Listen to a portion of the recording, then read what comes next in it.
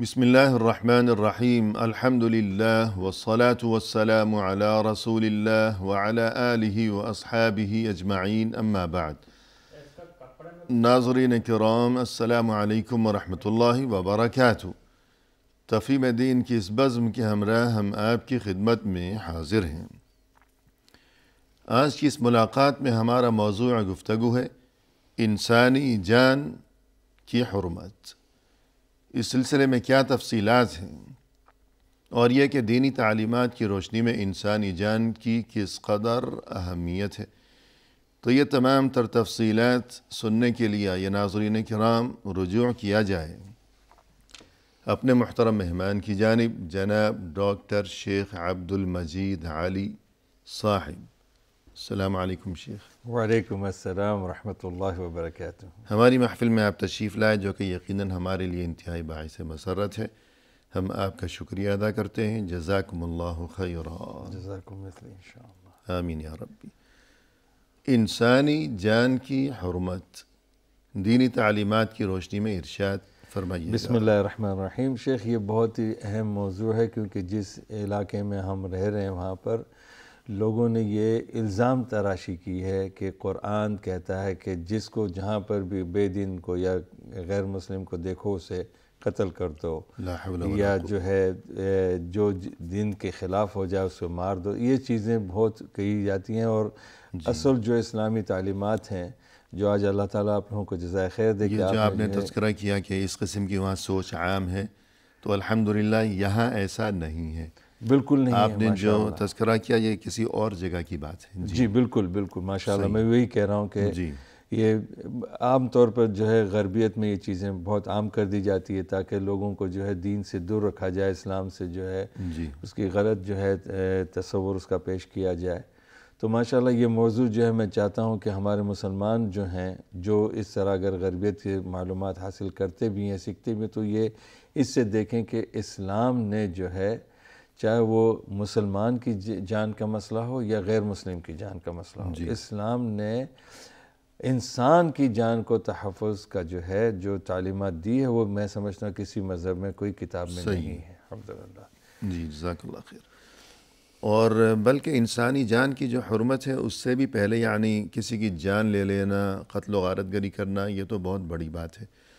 یعنی عام زندگی میں بھی ہم دیکھتے ہیں کہ دین اسلام میں انسان کو خاص تکریم سے نوازا گیا ہے۔ بالکل تو بالکل، اس کے بارے میں ماشاء بالکل آپ نے جس چیز کی طرف اشارہ کیا، قرآن پاک میں اللہ تعالیٰ خود یہ آیت کو پڑھ کے یعنی اتاری ہمارے لیے اور کہتا ہے وَلَقَدْ كَرَّمْنَا بَنِي آدم، ہم نے جو ہے عزت بخشی ہے آدم کی اولاد کو ماشاءاللہ۔ وَحَمَلْنَاهُمْ فِي الْبَرِّ وَالْبَحْرِ، اور ہم نے ذریعہ بنایا اس کے لیے جو ہے جنگلات میں یا میدانوں میں چلنے کے لیے، سمندروں میں چلنے کے لیے سواری کا انتظام کیا اس کے لیے۔ وَرَزَقْنَاهُمْ، باقی تمام جانور بغیر سواری کے ہی زندگی بھر چلتے پھرتے ہیں۔ ہمارے لیے کشتیاں دی، ہمارے لیے اونٹ دیے، ہمارے لیے گھوڑے دیے، آج ہمارے لیے گاڑیاں ہیں، بسیں ہیں، ٹرینیں ہیں، ہوائی جہاز ہیں۔ یہ سب اللہ کی طرف سے نعمت انسان کو عطا کی، انسان کو، اور کیونکہ یہ اللہ کے نزدیک ایک مکرم شخصیت ہے اللہ کی مخلوق، گویا تکریم کی ایک شکل ہے یہ۔ بالکل۔ پھر اللہ کہتا ہے وَرَزَقْنَاهُمْ مِنَ الطَّيِّبَاتِ، اور ہم نے اسے جو ہے ایک اور اکرام کیا اس کے اوپر کہ اسے جو ہے حلال رزق عطا فرمایا۔ وَفَضَّلْنَاهُمْ عَلَى كَثِيرٍ مِّمَّنْ خَلَقْنَا تَفْضِيلًا، کہ اور اس سے جو ہے ہم نے ہماری اور ہزاروں مخلوق اللہ نے بنائی ہے، ان تمام مخلوقاتوں میں سے اللہ نے اس بندے کو، اس انسان کو جو ہے فضیلت عطا فرمائی۔ اللہ اکبر۔ تو انسان جو ہے یعنی تمام مخلوقات اللہ ہی کی پیدا فرمودہ ہیں، لیکن انسان کو بطور خاص اللہ کی طرف سے تکریم سے نوازا گیا ہے، بالکل، کہ اس کی ایک گویا کہ منفرد حیثیت ہے۔ تو پھر انسان کو نقصان پہنچانا تو یہ مزید گویا کہ بری بات ہے، اور نقصان پہنچانا تو کسی بھی مخلوق کو، کسی بھی جانور کو بلا وجہ جو ہے تکلیف پہنچانا یہ چیز ممنوع ہے دین میں۔ پھر انسان جو کہ بطور خاص مکرم ہے تو اس کے خون ریزی وغیرہ کے سلسلے یہ معاملات اسے نقصان پہنچانا یہ مزید قبیح ترین عمل تصور ہوگا۔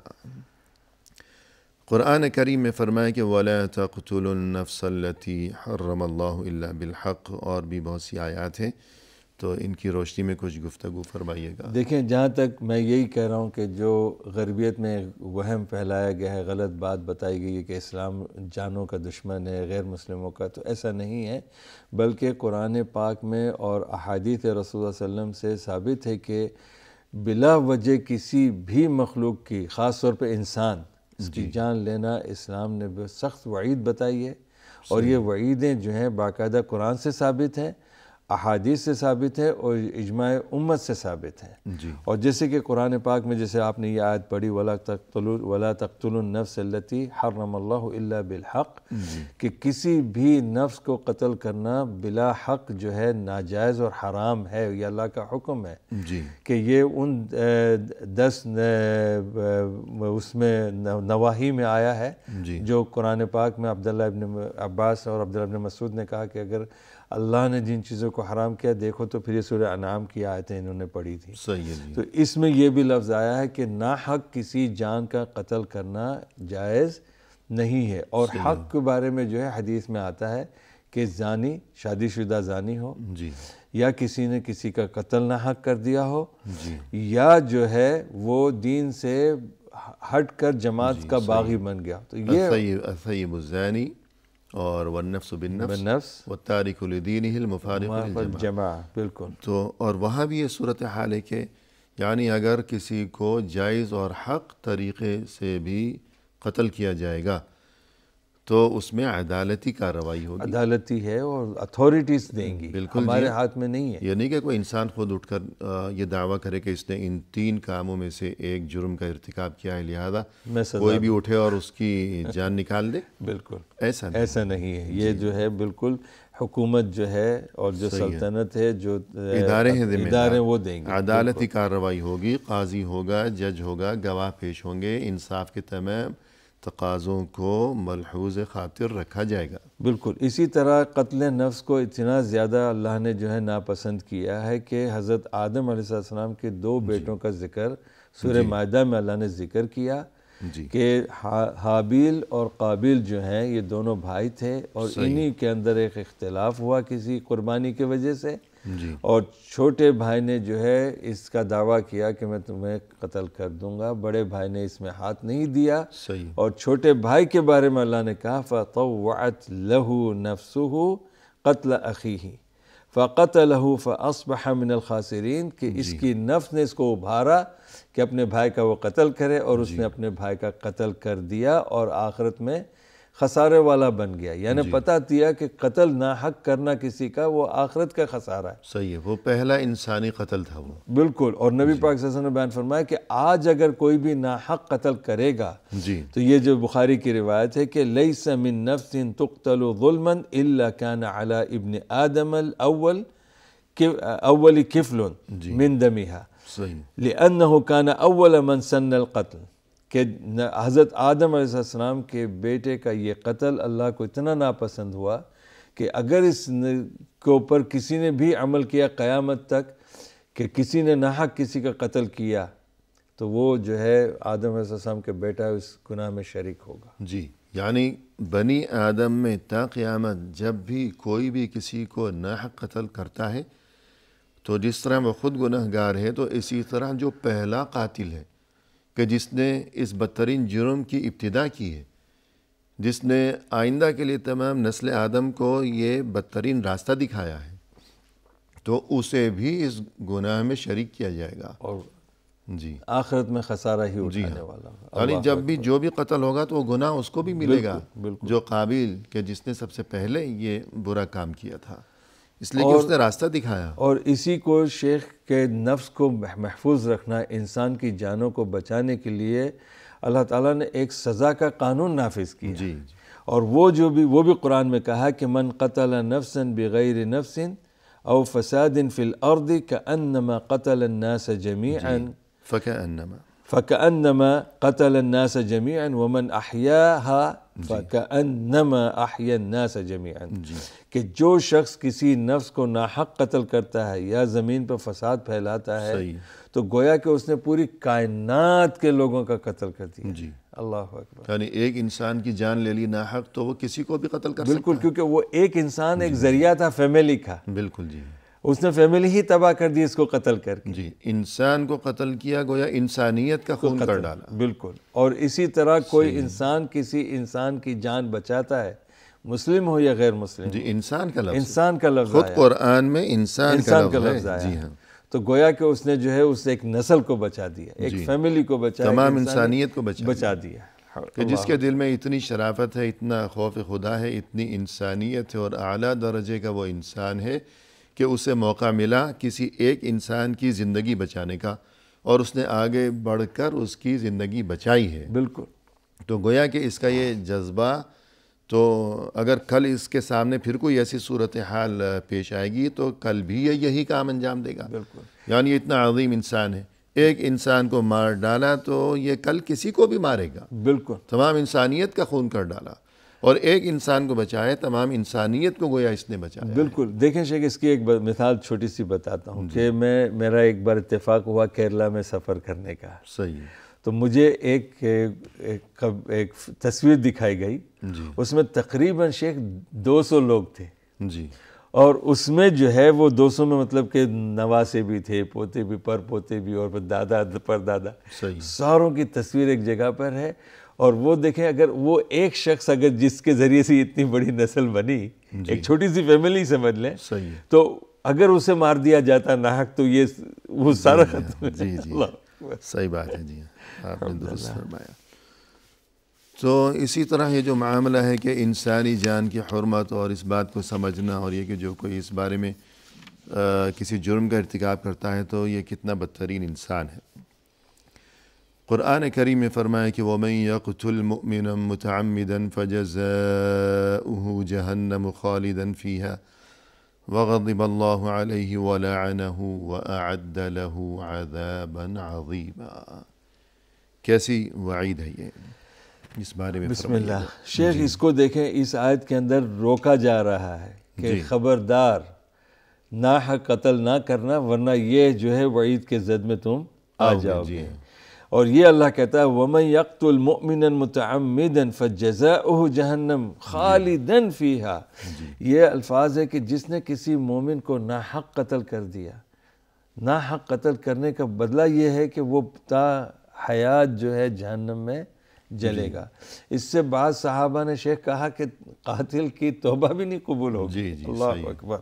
کیونکہ وہ دوبارہ تو زندہ نہیں کر سکتا. صحیح. وَغَضِبَ اللَّهُ عَلَيْهِ، اور اللہ کا غضب اس پر ہے، اللہ ناراض ہوتا ہے اس پہ، اللہ کی لعنت پڑتی ہے اس کے اوپر، اور اللہ نے اس کے لیے تکلیف دہ اور عظیم عذاب بھی رکھا ہے. صحیح ہے. تو اس قدر شدید ترین وعید ہے. بالکل.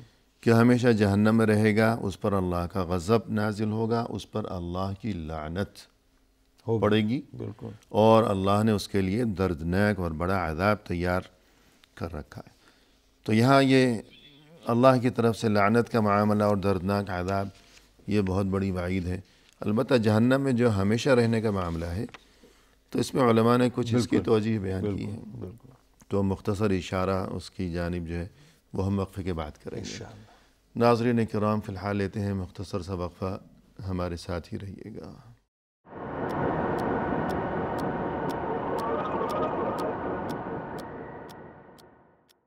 ناظرین، وقفے کے بعد ہم حاضر خدمت ہیں. آئیے سلسلے گفتگو کو آگے بڑھایا جائے اپنے محترم مہمان کی زبانی.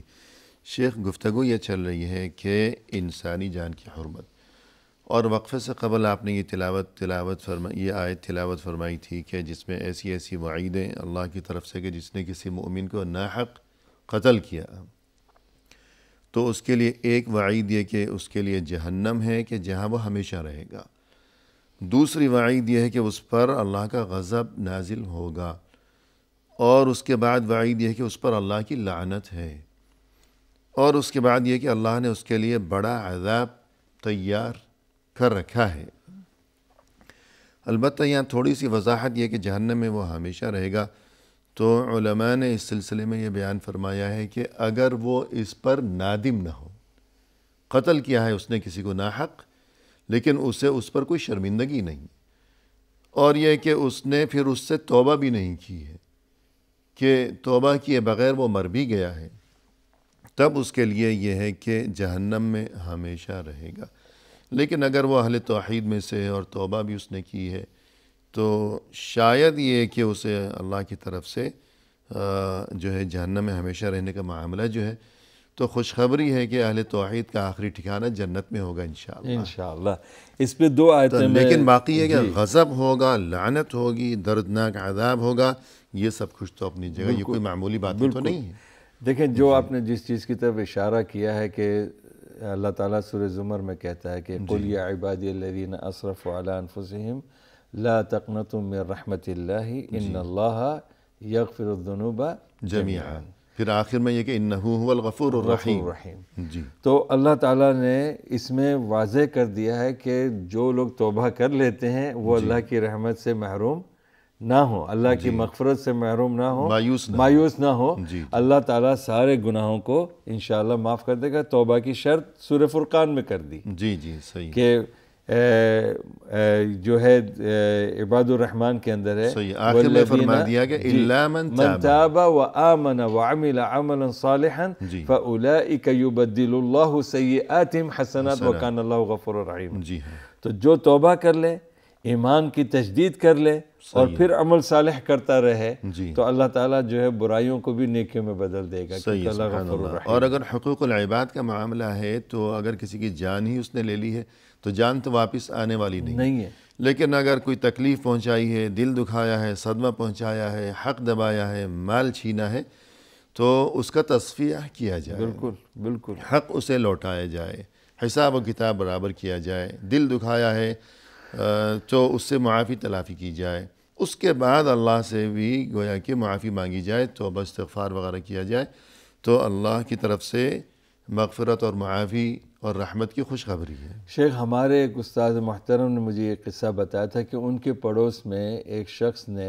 امیر ترین آدمی تھا، بس وہ دولت کے نشے میں اس نے ایک گھر کے نوجوان کو مار دیا جو پورے گھر کو سنبھال رہا تھا۔ صحیح، تو اس سے جب کسی عالم نے سمجھا کہ تمہاری توبہ ایک ہی شرط میں قبول ہوگی جی، کہ تم اب ان کا جو ہے بیٹے کی طرح کچھ نہ کسی بھی طریقے سے اس طرح خدمت کرو، صحیح، تو وہ ایک نوکر کی حیثیت، ظاہر نہیں کیا کون ہے وہ، ایک نوکر کی حیثیت سے ان کے گھر میں رہتا تھا اور ان کی وہ ساری خدمتیں کرتا تھا جو ان سے بچوں بیٹے کے لیے جو امید تھی ان کو۔ یعنی گویا یہ ایک طرح سے وہ تلافی کر رہا ہے بالکل اس نقصان کی کہ جس کا یہ سبب بنا ہے، بالکل، اور یعنی ایسے میں اس کی توبہ کی قبولیت کی امید کی جا سکتی ہے، بالکل بالکل، ورنہ کہ واقعی قبول ہوگی یا نہیں ہوگی اس چیز کی ضمانت تو کوئی بھی نہیں دے سکتا۔ بالکل، یہ تو رسول صلی اللہ علیہ وسلم ہی بذریعہ وحی بتا سکتے ہیں کہ فلاں کی توبہ قبول ہو گئی یا فلاں کی توبہ قبول نہیں ہوئی، تو گویا ایک امید کی جا سکتی ہے کہ اگر وہ اس کی تلافی کرے کہ جو حق تلفی اس نے کی ہے تو شاید توبہ اس کی قبول ہو جائے۔ اور اسی طرح جہاں تک یہ معاملہ ہے اور گفتگو چل رہی ہے کہ انسانی جان کی حرمت، تو مسلمان کی جان جو ہے اس کی حرمت اپنی جگہ یقیناً، لیکن کوئی یہ نہ سمجھے کہ جو کوئی غیر مسلم ہے تو اس کی کوئی اس بارے میں نہ کوئی قیمت ہے نہ اہمیت ہے، اسے نقصان پہنچاؤ، تو اس بارے میں کیا فرمائیں گے آپ؟ نبی پاک صلی اللہ علیہ وسلم کے زمانے میں بھی خود مدینہ میں بھی شیخ غیر مسلم رہا کرتے تھے، صحیح ہے، اور انہی اوقات میں بدر کی بھی جنگیں ہوئی ہیں، احد کی بھی جنگیں ہوئی ہیں، اور پھر بھی رہتے تھے غیر مسلم، لیکن ان کے بارے میں تو باقاعدہ حدیث آتی ہے کہ من قتل معاہدا لم یریح رائحۃ الجنہ، اللہ اکبر، وَإِنَّ رِيحَهَا تُوجَدُ مِن مَسِيرَةِ 40 عَامًا، کہ جو شخص کسی اہل ذمہ، یعنی اہل ذمہ کے بارے میں لوگوں نے یہ کہا ہے کہ یا تو حکومت نے اسے پناہ دی ہو، یا وہ حکومت سے یہ معاہدہ کر لیا ہے کہ میں جو ہوں اپنے یہاں رہنے کا جو جزیہ ادا کروں گا، یا کسی مسلمان نے اس کی ضمانت لی ہو جان کی، تو ایسے شخص کو جو ہے قتل کرنا، نبی پاک صلی اللہ علیہ وسلم نے کہا کہ تم نے اگر ایسے ذمی کو تم نے قتل کر دیا تو قیامت کے دن جو 40 سال کے مسافت سے جو جنت کی خوشبو آئے گی، یہ قاتل اس سے بھی محروم ہو جائے گا۔ جی، یعنی جنت کی خوشبو تو ایسی عمدہ خوشبو ہے کہ 40 سال کی مسافت، یعنی 40 سال تک اگر کوئی سفر کرتا رہے تو جتنی وہ مسافت طے کرے گا تو جنت کی خوشبو تو ایسی اعلیٰ خوشبو ہے کہ اتنی دور تک پہنچ جائے گی اس کے پاس، لیکن یہ شخص جنت سے اتنا دور رہے گا۔ بالکل، حالانکہ اس نے جو قتل کیا ہے ناحق کسی مسلمان کو نہیں بلکہ کسی معاہد یعنی ذمی کو، کہ جو مسلمانوں کے درمیان رہتا ہے، اس کی جاب ہے، ملازمت ہے، کام کاج ہے، تجارت ہے، بزنس ہے، جو کچھ بھی ہے، لیکن جب وہ مسلمانوں کے درمیان رہائش اختیار کی ہوئے ہے تو گویا اس کو ایک قانونی تحفظ دیا گیا۔ بالکل، تو یہی قانونی تحفظ ہی ذمہ جو ہے گویا اس کا یہی مطلب ہے کہ اس کا ذمہ اٹھایا گیا۔ بالکل، اور شیخ اس کا پریکٹیکل جو ہے دیکھیں نبی صلی اللہ علیہ وسلم کے زمانے میں بھی ہوا ہے اور بعد میں بھی جو ہمارے حکمران جو گزرے ہیں ماشاءاللہ، جنہوں نے ملک فتح بھی کیے ہیں یا جو بھی ہے، انہوں نے وہاں کے رہنے والوں کو یہ دیا ہے، یہ حقوق دیے ہیں کہ، اور نبی پاک صلی اللہ علیہ وسلم کے صحابہ باقاعدہ ذمی کا زیادہ خیال رکھتے تھے بنسبتاً غیر مسلموں کے، اپنے مسلمانوں کے۔ جی، کہیں ہماری طرف سے کوئی کوتاہی جو ہے وہ ہمارے مذہب کی بدنامی کا سبب نہ بنے۔ بالکل صحیح ہے۔ اور اسی طرح قرآن کریم میں اگر ہم غور و فکر کرتے ہیں تو ایک مقام پر بڑے بڑے گناہوں کا جو تذکرہ کیا گیا ہے تو انہی کے ضمن میں یہ چیز بھی ہے، یعنی قتل ناحق والذین لا يدعون مع اللہ الہا آخر، یعنی شرک کے ساتھ ملا کر بیان کیا گیا ہے کہ انسان اگر کسی کو ناحق قتل کرے تو یہ اتنا گویا کہ بڑا گناہ ہے کہ شرک کے ساتھ ملا کر بیان کیا گیا ہے۔ تو اس بارے میں بھی گناہ ذکر کیے ہیں اس میں کہ والذین لا يدعون مع اللہ الہا آخر ولا يقتلون النفس التي حرم اللہ الا بالحق ولا يزنون۔ جی، قتل ہے، شرک ہے اور زنا ہے، یہ تینوں بڑے گناہ ہیں، لیکن اللہ تعالیٰ کہتا ہے کہ جو شخص، جیسے ہم نے آگے کہا کہ توبہ کر لے تو یہ قتل بھی اللہ چاہے تو معاف کر دیں۔ لیکن بتانا یہ مقصود ہے کہ یہ قتل ناحق اتنا بڑا گناہ ہے کہ اسے شرک کے ساتھ اور شرک کی معافی بغیر توبہ کے اس کی بھی معافی نہیں۔ جی بالکل۔ لا يزال المرء في فسحة من دينه ما لم يصب دما حراما، اس بارے میں فرمائیے۔ جی، اس میں دیکھیں نبی پاک صلی اللہ علیہ وسلم نے بیان فرمایا کہ انسان لگاتار لا يزال المرء في فسحة من دينه ما لم يصب دما حراما، یعنی آدمی جتنی بھی نیکیاں کرتا جائے گا اللہ کے پاس وہ مغفرت کا بھی مستحق بنے گا اور اس کو اجر ثواب بھی ملتا رہے گا، سوائے یہ کہ جب وہ ایسا کام کر لے جو ناحق کسی کا قتل، صحیح، تب تک وہ اچھی حالت میں رہے گا، اور اگر اس نے یہ عمل کر لیا تو پھر وہ ساری جو ہے نیکی نعمتیں ساری اللہ چھین لے گا۔ یعنی اگر انسان سے غلطی سرزد ہو گئی، برائی سرزد ہو گئی، تو اگر وہ توبہ کرے گا تو اسے توبہ نصیب ہو جائے گی، اور یہ کہ وہ دائرہ اسلام کے اندر رہے گا، حدود اسلام کی حدود کے اندر رہے گا۔ لیکن اگر وہ کسی کو قتل کرتا ہے تو وہ اگرچہ دائرہ اسلام کے اندر ہی ہے، لیکن اسلام کا جو ایک خاص مزاج ہے، مسلمان کی جو ایک شان ہے، جو ایک پہچان ہے، تو گویا کہ وہ اپنی مسلمانی کو خطرے میں ڈال دیا۔ بالکل، وہ جو رحمت و مغفرت وہ ساری چیزیں جو اجر ثواب کا تھا وہ دروازہ بند کر رہا ہے اپنے لیے یہ عمل کرنے سے۔ صحیح ہے، تو اس معاملے کی نزاکت کو سمجھنا چاہیے۔ اور یہ کہ انسانی جان کی حرمت، اس کا اندازہ مزید ہمیں اس بات سے بھی سمجھنا چاہیے کہ اگر کوئی کسی کو ناحق قتل کرتا ہے تو اس کے لیے دین اسلام میں سزا کیا رکھی گئی ہے اور اس میں کیا حکمت ہے، اور اس سے انسانی جان کی قدر و قیمت کس طرح واضح ہوتی ہے۔ ہاں دیکھیں، یہ آیت جو ماشاءاللہ میں پڑھوں گا، اس کے اندر جو میں نے جس کی تفسیر پڑھی تھی تو پہلے میں نہیں سمجھا تھا، لیکن بعد میں جب وہ تفسیر آئی سامنے، اس کی توضیح کی علماء نے، تو مجھے یقین ہو گیا کہ واقعی اگر آج یہ قانون اللہ کا نہ آتا تو شاید ہی کوئی ناحق بیچارے کی کسی کی جان بچتی۔ صحیح ہے جی۔ تو یہ ایک خوف آنے سے، یہ قانون سے وہ خوف پیدا ہو گیا اور انسان کی جانوں کو تحفظ ملا ہے۔ اس میں اللہ تعالیٰ نے کہا، اور الفاظ دیکھیں، وَلَكُمْ فِي الْقِصَاصِ حَيَاتٌ يَا أُولِي الْأَلْبَابِ لَعَلَّكُمْ تَتَّقُونَ، کہ اللہ نے کہا کہ آنکھ کے بدلے آنکھ، ناک کے بدلے ناک، جسم جان کے بدلے جان، یہ جب نظام اللہ نے اتارا کہ اگر تم نے کسی کو ناحق تکلیف دی تو جو تکلیف تم دو گے وہی تکلیف کا تمہیں سزا ایسی ملے گی، یہ نازل کرنے سے اللہ نے کہا کہ اس سے انسانوں کی جانیں بچ گئی، کیونکہ پھر کوئی دوسرے انسان کو تکلیف دینے سے وہ گریز کرے گا، بچے گا، کہے گا کہ میں نے اسے یہ کیا۔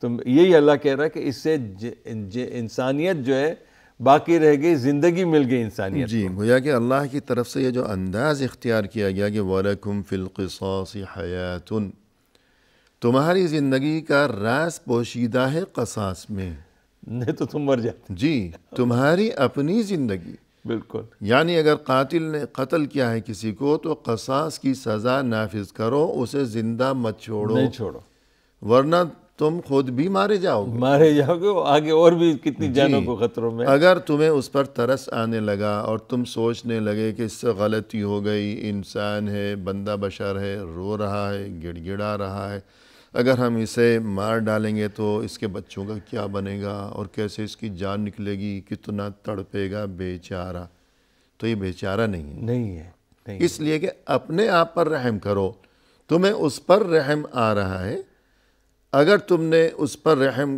کرتے ہوئے اسے چھوڑ دیا، کل وہ دوبارہ قتل کرے گا، اس کی ہمتیں بڑھیں گی، آخر ایک دن اس کا ہاتھ تمہارے گریبان تک آ پہنچے گا، بالکل، ایک دن تمہارا گلا دبا دے گا۔ بالکل، اگر اپنے لیے زندگی چاہتے ہو تو اس بات کو سمجھ لو، تمہاری زندگی کا راز اسی میں پوشیدہ ہے کہ اسے زندہ نہ چھوڑنا، وَلَكُمْ فِي الْقِصَاصِ حَيَاتٌ۔ ہاں، اگر مقتول کے وارث جو ہیں وہ اگر اسے معاف کرنا چاہیں، دیت قبول کرنا چاہیں تو وہ الگ معاملہ ہے۔ اسی سے شیخ میں نے ماشاءاللہ جو ہے ایک مفکر کی بات پڑھ رہا تھا، اس نے کہا کہ جہاں پر یہ جرائم، قتل کے جرائم آتے ہیں تو اس میں جب مجرم اگر ہاتھ لگ جائے تو اسے موقع نہ دیا جائے، صحیح ہے، ورنہ جو ہے یہ آج اسے موقع ملا ہے تو آج اس نے اس طرح کر لیا تو یہ دوبارہ بھی یہ قدم اٹھائے گا تو یہی سوچے گا کہ مجھے دوبارہ بھی موقع ملے گا، اور یہ جو بالکل یہ بڑھتے بڑھتے جیسے آپ نے کہا کہ آپ کی بھی جان اس میں بالکل، یعنی اللہ کی طرف سے یہ جو انداز اختیار کیا گیا کہ تمہاری زندگی کا راز اسی میں پوشیدہ، پھر یہ کہ یا اولی الالباب، سمجھدار، عقل والو، عقل سے والے، کام، بالکل، تو اس میں بہت بڑا گویا کہ اللہ کی طرف سے اشارہ پوشیدہ ہے۔ ناظرین، فی الحال لیتے ہیں مختصر سا وقفہ، ہمارے ساتھ ہی رہیے گا۔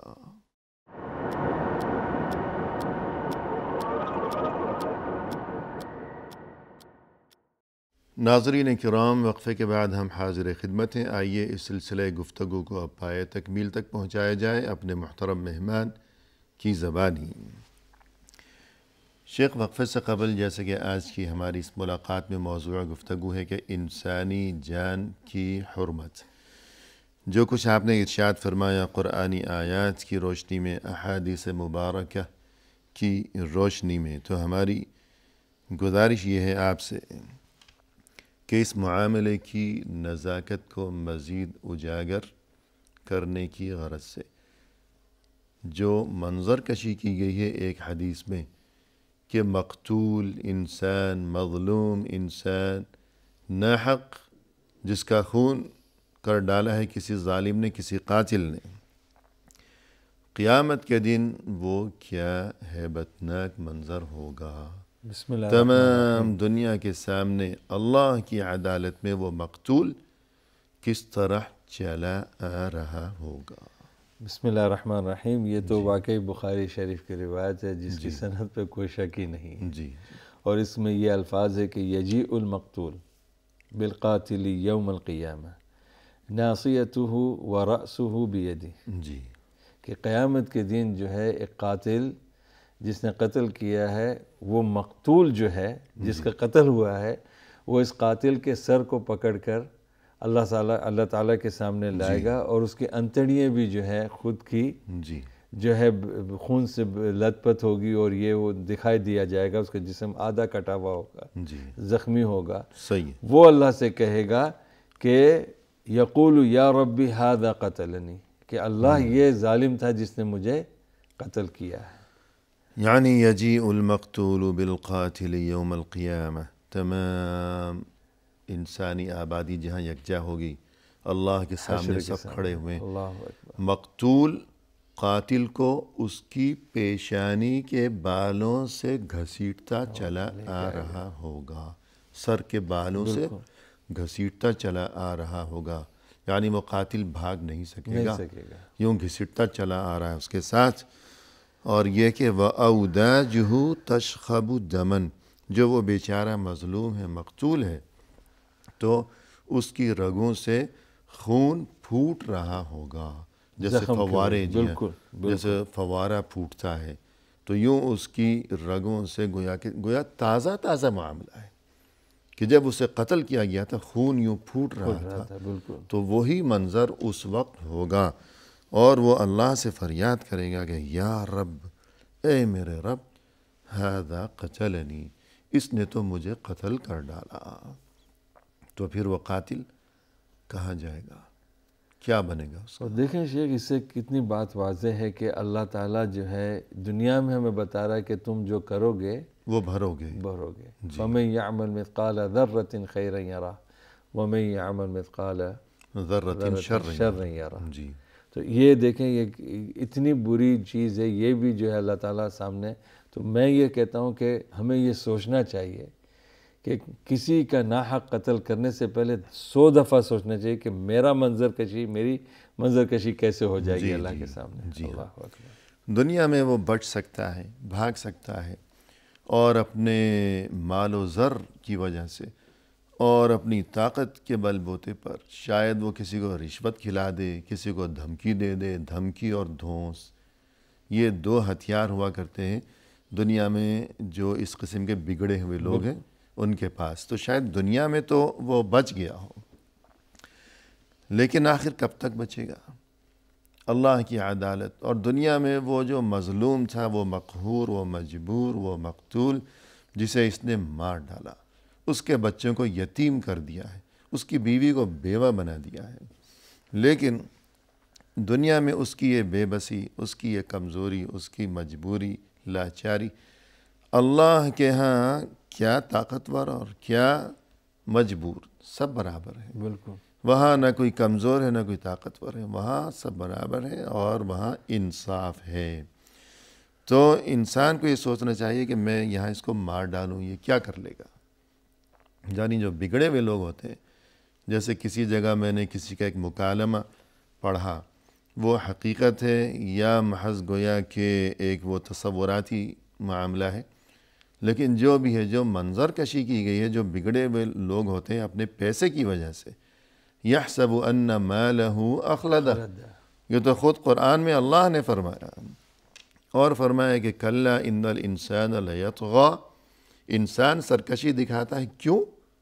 اور رآہ استغنی، کہ بہت مال و دولت ہے اس کے پاس، پیسے کی وجہ سے سرکش بن گیا، خود کو بڑا سمجھتا ہے، دوسروں کو حقیر سمجھتا ہے، جب چاہا کسی پر جھوٹا الزام لگا دیا، جب چاہا کسی کو رسوا کر ڈالا، خود ایک جرم کیا ہے اور پھنسا دیا ہے دوسرے کو، کمزور کو، خود معزز بن کر باعزت بری ہو کر دنیا میں معاشرے میں معزز زندگی بسر کر رہا ہے، اور بے گناہ کی زندگی برباد کر دی، اسے اپنی جگہ اندر کر دیا، خود جرم کیا ہے اور آزاد ہے، اسے لٹکا دیا ہے اپنی جگہ پھانسی پر۔ تو یوں جو بگڑے ہوئے لوگ ہوتے ہیں، تو میں نے ایک جگہ یہ پڑھا کہ بہت مجبور مظلوم جسے مار پیٹ کی جا رہی ہے، زد و کوب کی جا رہی ہے کسی بڑے آدمی کے حکم پر، آخر وہ مجبور یا کوئی دوسرا شخص اس ظالم کو یہ کہتا ہے کہ اتنا ظلم مت کیجئے حضور، بد دعا دے دے گا یہ مجبور، یہ مظلوم، پھر کیا بنے گا آپ کا؟ تو وہ بگڑا ہوا انسان کہتا ہے کہ میں اس کی زبان کاٹ ڈالوں گا تو بد دعا کیسے دے گا، کہاں سے بد دعا دے گا؟ تو یہ ہے اخلاقی بگاڑ۔ تو یوں جو اس قدر ظالم انسان، مگر ایک وقت وہ بھی آئے گا کہ یہ مجبور، یہ کمزور، یہ بے بس انسان، یہ مقتول اللہ کے سامنے اس ظالم، جابر، متکبر، طاقتور، با اختیار، با قدرت انسان کو سر کے بالوں سے گھسیٹتا ہوا اللہ کے سامنے پکڑ کر لائے گا۔ تب یہ کیا کرے گا؟